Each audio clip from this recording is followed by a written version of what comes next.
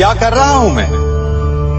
दर्पण में देख रहा हूं। आप लोग भी प्रतिदिन देखते होंगे, परंतु प्रतिदिन अपना मुख देखने के बाद भी उस पर लिखी एक बड़ी सीख देखना भूल जाते हैं। अब आप कहेंगे कैसी सीख? तो जाइए, एक बार फिर से दर्पण के सामने जाइए और मुख खोलकर देखिए, क्या दिखेगा? दंत पंक्ति और जीभा, है ना? अब विचार कीजिए, दंत जन्म के पश्चात आते, एक नहीं 2 बार आते, परंतु मृत्यु से पूर्व नष्ट हो जाते हैं। और जीभा जन्म पहले से होती है, परंतु मनुष्य के मृत्यु के पश्चात भी उसके अस्तित्व में रहती है ना? आश्चर्य की बात। दंत कठोर होते हैं, जीभा कोमल, परंतु फिर भी दंत नष्ट हो जाते हैं, जीभा नहीं होती। यही रहस्य है कि हठी और कठोर लोग शीघ्र नष्ट होते हैं और कोमल लचीले आवश्यकता के अनुसार स्वयं में परिवर्तन ला सकने में सक्षम लोगों का ही अस्तित्व रहता है। अर्थात परिस्थितियों के अनुसार स्वयं को लचीला बनाना सीखिए और आपका जीवन सरल हो जाएगा।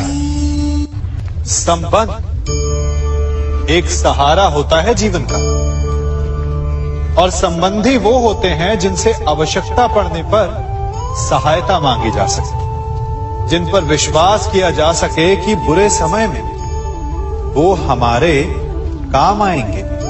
कभी ऐसा भी हुआ होगा कि आपके पास कोई सहायता मांगने आया, या ऐसा भी हो सकता है कि आप किसी के पास सहायता मांगने गए हो, परंतु प्रश्न ये उठता है कि क्या केवल किसी के मंतव्य में उसकी सहायता इसीलिए कर देनी चाहिए क्योंकि वो आपका संबंधी है? अब आप कहेंगे कि ये कैसा प्रश्न हुआ?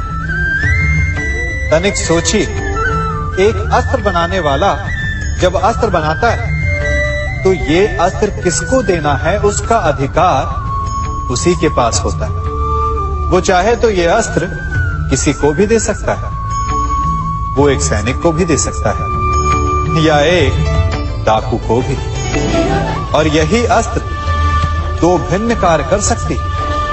यदि डाकू के हाथों में आ गई तो उसका भय दिखाकर वो लोगों को लूटेगा, निरपराधों का रक्त बहाएगा। सहायता करने वाले की भी अवस्था ऐसी ही होती है। इसलिए किसी की सहायता करने से पूर्व ये विचार कर लेना आवश्यक है कि किसे क्या, कब और कितनी सहायता देनी चाहिए कि उसका दुरुपयोग ना हो। यदि आपकी सहायता से कोई अधर्म हुआ तो उसके उत्तरदायी आप ही होंगे। जीवन में कई बार ऐसे अवसर आते हैं कि आप लोगों से मिलने जाते हैं और उनसे कुछ आकांक्षाएं भी रखते हैं, और कई बार जीवन में ऐसे अवसर भी आते हैं कि लोग आपसे मिलने आते हैं। इसलिए अतिथियों का सम्मान करने से पूर्व सदा कुछ बातों को स्मरण रखना आवश्यक होता है। यदि कोई आपके पास मिलने आता है तो उसके 3 कारण हो सकते हैं। पहला कारण होता है भाव, दूसरा अभाव और तीसरा प्रभाव। तो जैसा अतिथि उसको वैसा ही सम्मान दे। यदि आपके पास कोई भाव से आए तो उसे केवल आपका प्रेम चाहिए, आपका सानिध्य चाहिए, और यदि कोई अभाव में आया तो उसकी उतनी सहायता अवश्य करें जितना आप करने में सक्षम हो, परंतु इतनी अधिक भी ना करें कि वो उस सहायता का दुरुपयोग कर बैठे। और यदि कोई प्रभाव में आया तो स्वयं पर अभिमान ना करें, क्योंकि कभी ना कभी जीवन में आप भी भाव, अभाव और प्रभाव के चक्रव्यूह में फंस सकते हैं।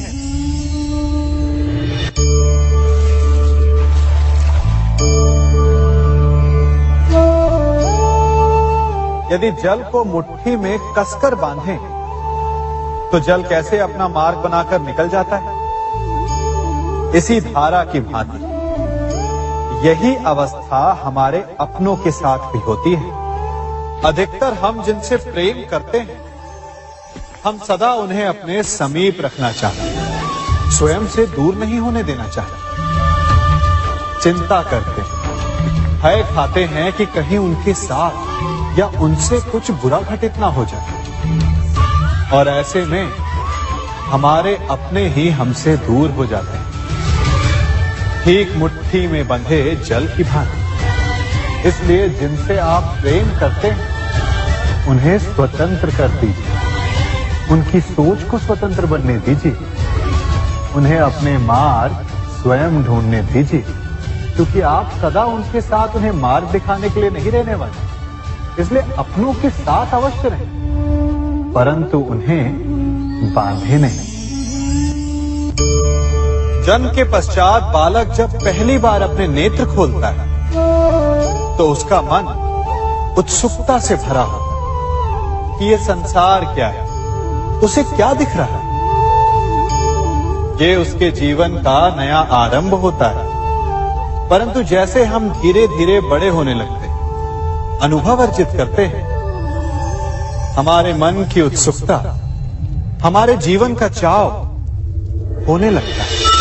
तनिक सोचिए, जब हम सुबह सोकर जगते हैं, अपनी आंखें खोलते हैं, तो उसे ही हम अपने जीवन का प्रारंभ समझ ले, तो सुबह से लेकर संध्या तक के समय को ही अपने जीवन जीने का समय समझ ले, तो कितनी स्फूर्ति आ जाएगी। आप कितने काम कर पाएंगे, कितने लक्ष्य अर्जित कर पाएंगे। फलों से मिलकर घड़ी बनती, घड़ी से मिलकर प्रहर, प्रहर से मिलकर दिन बनते हैं, और दिनों से माह और वर्ष। यदि आप अपना हर पल, हर प्रहर विश्वास से जिए, हर दिन उत्साह से जिए, तो आपका संपूर्ण जीवन सार्थक हो सकता है।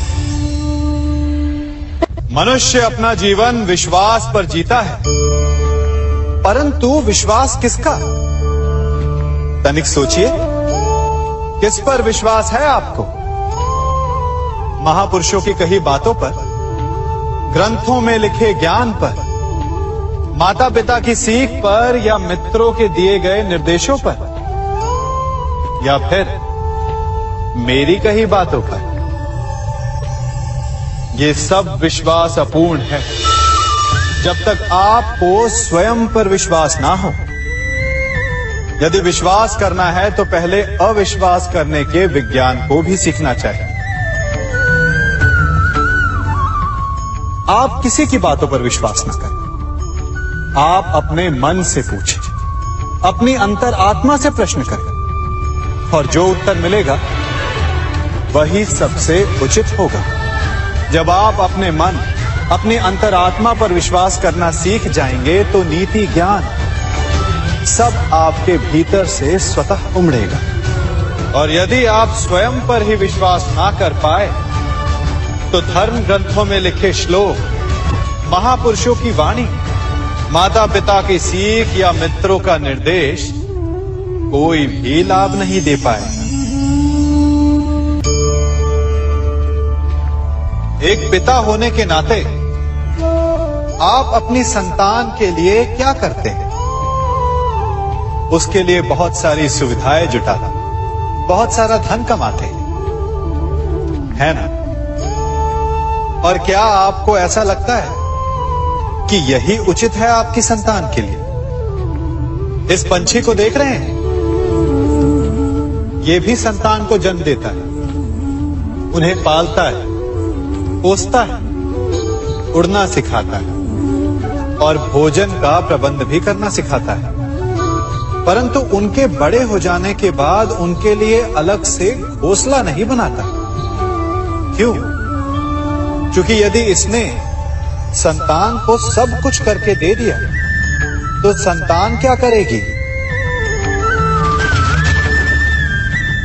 वो अपनी संतान को तब तक भोजन कराता है जब तक उसकी संतान स्वयं भोजन का प्रबंध करने में सक्षम नहीं हो जाती।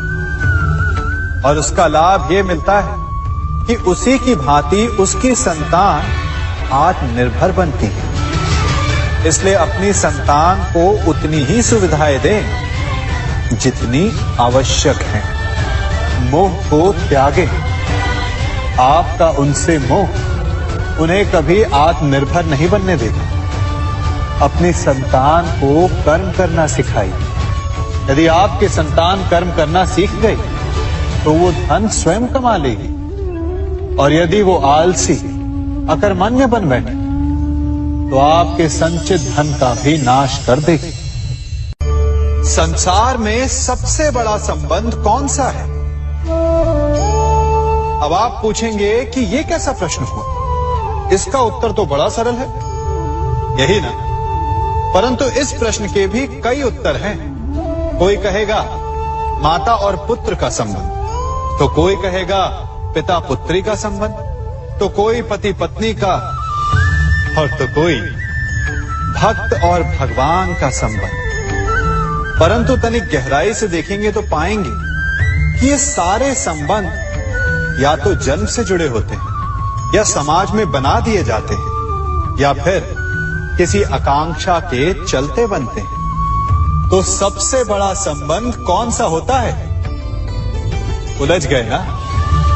सबसे बड़ा संबंध होता है मित्रता का, क्योंकि मित्र हम स्वयं चुनते हैं, जिसमें ना कोई आकांक्षा होती है, ना ही कोई स्वार्थ छिपा होता है। यदि कुछ होता है तो केवल साथ का आनंद। अपने बीते दिनों को स्मरण कीजिए।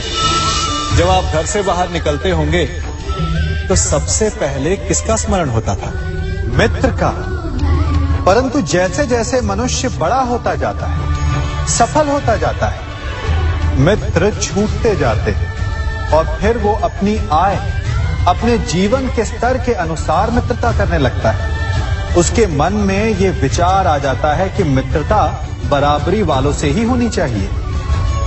यही सोच अनुचित है, क्योंकि मित्रता बराबर वालों से नहीं होती, मित्रता हमें बराबर करती है। इसलिए नए मित्र अवश्य बनाएं, परंतु अपने पुराने मित्रों को भूलिएगा मत।